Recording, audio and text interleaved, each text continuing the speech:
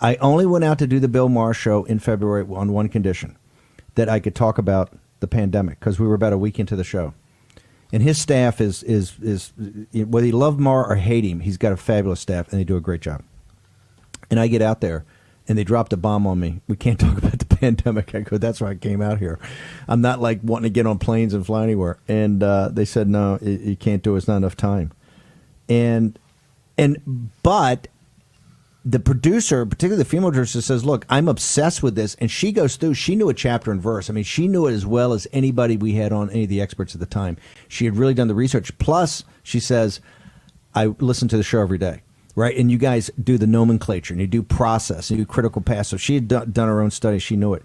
But we couldn't get it on. I couldn't even slip it. I think the compromise says, we'll introduce you as the host of War Room Pandemic.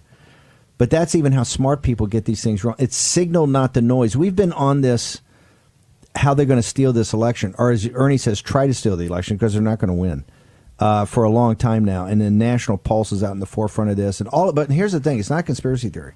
They're out front in this thing, right? Now, they don't push forward like all the connected dots, which is why I love National Pulse and the National Pulse TV show, kind of what I call the extended hour version of War Room Pandemic. No, but you're like the thing you got on Twitter.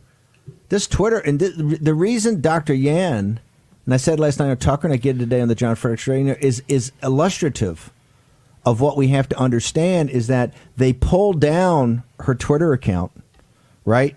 They then stopped the whole Facebook thing. Tucker show's blowing up internationally. They take that down. Raheem goes, these are all never Trump left-wing Democratic operatives that are the fact checkers, because they're now publishers. And who watches The Watchmen? They just say nameless and still down. But they allow the full beatdown of Dr. Yan by all the Wu Mao 50 Cent Army and the Global Times and the entire official apparatus of the Chinese Communist Party. They just leave her exposed out there so she can get completely beat down. This is exactly what they're going to do on the evening of November 3rd. Why is he setting the predicate right now, Facebook? No political ads on the run-up. We've already said that we're not going to call, this on election night. And then they're going to start pulling stuff down and leave you exposed to get a full beatdown, right, where they're putting pressure on the big three. And the pressure is going to come on Fox is going to be not just from the news organizations. They know they got to get Tucker, Laura Ingraham, and Sean Hannity to basically... Shut up. That's what they got to do. This is all coming, folks. This is all coming.